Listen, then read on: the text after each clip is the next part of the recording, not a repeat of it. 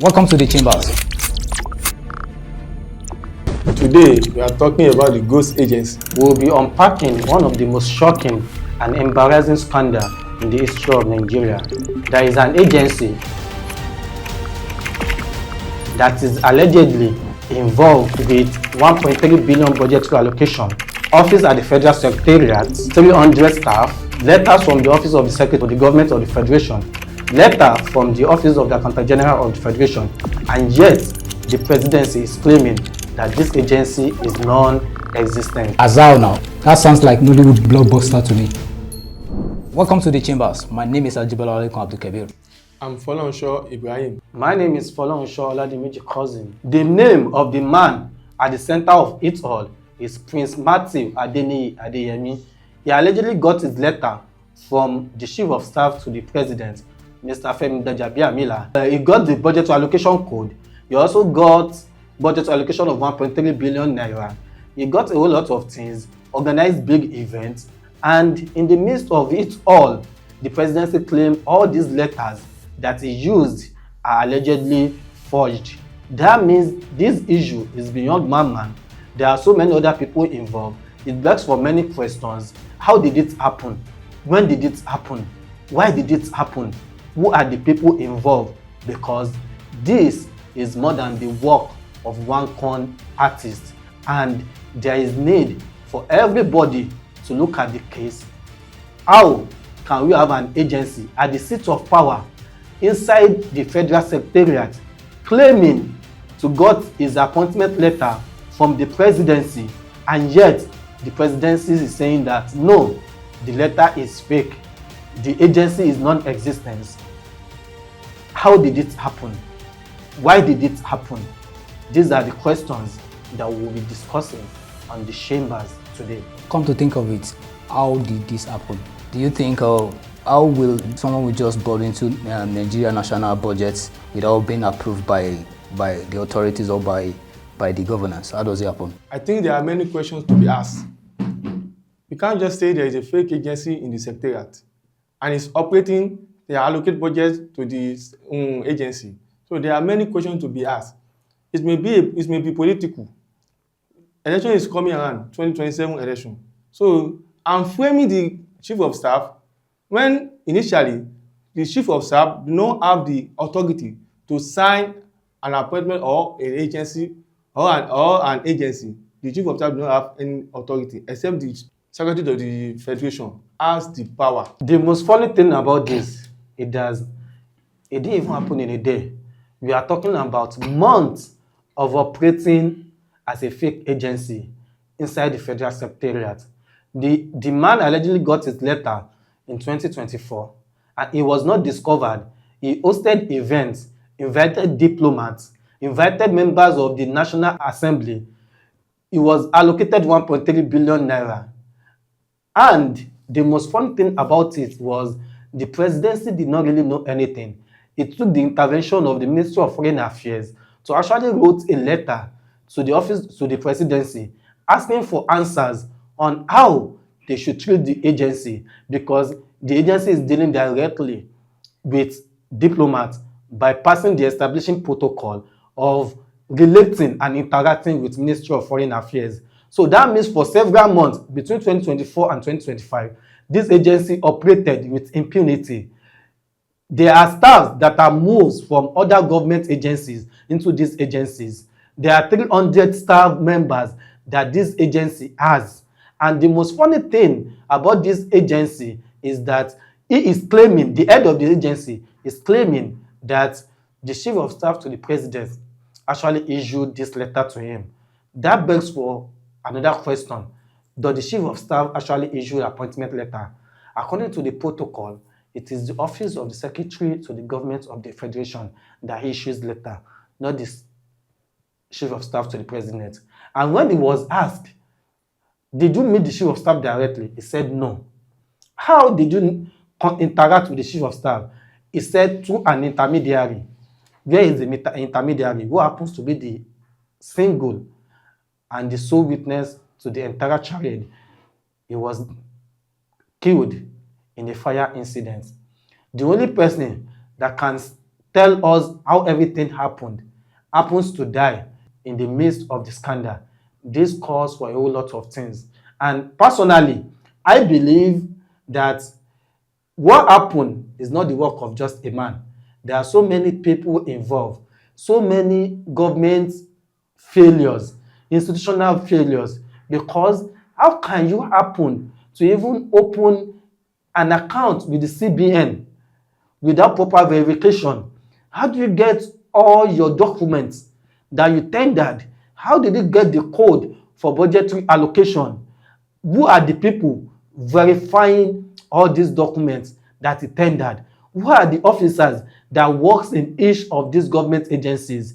This means that everybody that has their signature or that approved these letters needs to be questioned, not just Prince Matthew Adeyemi alone. If you are to dive into this matter, you should raise a lot of eyebrow, because an agency can't just rise up in the day and just start thinking of operating without even having the guts of saying there's somebody in power in charge. There must be something happening that we don't know, and which we need more answers to be provided on. The only person that can answer that question now, he is no longer alive. He died in a fire accident, which is untraceable. So this is sad. This is sad. Nigeria is a joke. The chief of staff have written to the DSS to investigate this matter. Mr. Adeniyi Matthew. Because the chief of staff is claiming that he did not know the Mr. Adeniyi. There was an interview by a journalist on Channels Television. They asked Mr. Adeniyi, do you know the chief of staff? He said, when we reach the court, we know what will happen. This is to tell you that there is something ending. Maybe they just want to bring the chief of staff to this matter. In which, for me, the DSS have shown us that the signature of the chief of staff is forged. So this shows us that the chief of staff don't know anything about this matter. And the most funny thing is, when you think you have seen it all, Nigeria will show you another level of corruption. For years, for decades, what we used to hear is the issue of ghost worker, where an individual will be getting government salaries without working. Unfortunately, we have now took it to another level, whereby we now have ghost agency. I personally believe there are so many people from the office of the government of the secretary to the government of the federation, office of the accountant general of the federation, national assembly, and many other civil servants and politicians that are involved in this scheme. It's not just the issue of Prince Matthew Adeniyi Adeyemi alone. He may be saying he got his letter from the chief of staff, he got his letter from, it has been established that all these letters are fake. Then if they are fake, how did he bypass all the institutional procedures? Who are the people that verify letters? Is it just letters that, do you just send letters from one agency to another without interacting with human beings, civil servants that will verify the authenticity of this letter? If that is the case, then we have a serious issue at our hand. We should not even be looking at Matthew Adeyemi alone. There are so many people somewhere that needs to answer certain questions. So many people that needs to be investigated. My take on this is that over time, we've allowed a whole lot of weak institutions, weak governance structures to decay to the extent that somebody can be operating at the heart of the federal secretariat and nobody is paying attention. I saw a post this morning that has to do with the man in question that was being asked by the Kupola guy, very dark man, that was saying the same question, that how did you go about this organization, how do you come about it? He keep on saying the same thing. So I think there is more question to be asked. If he doesn't get who is power, who is in authority access to be doing all those things, I believe there must be something there's something wrong around that thing. He keep on coming back to the same answer that so person. I even saw allegedly that there's supposed to be like pay that is supposed to pay, like it was pay, like settling them. It was not what caused all this issue. Maybe probably there should be what's it called, percentage based on the money generated from whether from budget or from what's it called, from foreigners whatsoever. So there should be a court for them, and it's the court that cause all those, that bring all this issue to light. So definitely I think there's more questions to be asked. Yeah, the truth of the matter is, when you look at it, from Prince Matthew, the story is not adding up. From the presidency, the story is not adding up. From the National Assembly members, the story is not adding up. From the Office of the Accountant General of the Federation, the story is not adding up. Office of the Government of the Secretary of the Federation, the story is not adding up. Even though the characters of Prince Matthew have been established to be a con artist, and he has previously claimed ownership, claimed appointment of a United Nations agency, before, and it was debunked. However, when you look at the way he's going about it, saying that the chief of staff got 400 million naira from him as initial deposit and is requesting for 12 billion naira. How can you request for 12 billion naira from a budgetary allocation of 1.3 billion naira? These are issues. And the most funny thing about it was that it was even the chief of staff that actually exposed this ghost agency. It was one that wrote asking for investigation about it. How can you be involved and still write letters? There are so many things around this issue that show an organized crime within the civil service. They are collaborators. They are people that he worked with. It's not just about prosecuting or arresting Prince Matthew Adeyemi alone. The government, the presidency, the National Assembly needs to get to the bottom of the issue, because the way it is now, it is not just an embarrassment to Nigeria alone. It is an international embarrassment. How can investors, how can people look at Nigeria and say, okay, there is a fake government agency operating at the heart of the federal capital, hosting diplomats, interacting with people? It is more or less of a shame that doesn't even make us proud as a nation.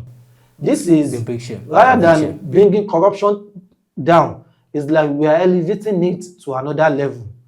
And the most funny thing about this is, whether we like it or not, whether we want to hear the truth or not, the case is not just about Prince Matthew, who allocated federal secretariat to him, who are the people that gave him the backing and the audacity to embark on such a journey. There are many questions to be asked. In the office of the Secretary to the Government of the Federation, in the office of the Attorney General, in the office of Accountant General, there are some people that will be involved in this scandal. Because Prince Adeyemi cannot do it alone. For allocating a budget on a fake agency, a man cannot do it alone. There must be questions to be asked. If anyone have notified the DSL or ICPC to investigate this matter and give him a report within 30 days, let's see what will happen within the 30 days. What if this is not the only ghost agency? What if this is just the one that casted? What if there are so many other institutional ways that they have been using to siphon public fund? Nigeria, my country, Aelo. As we discuss the matter is in court. So let's wait and see how the matter unfolds. So we'll be keeping you updated. Till we see you again, stay patriotic.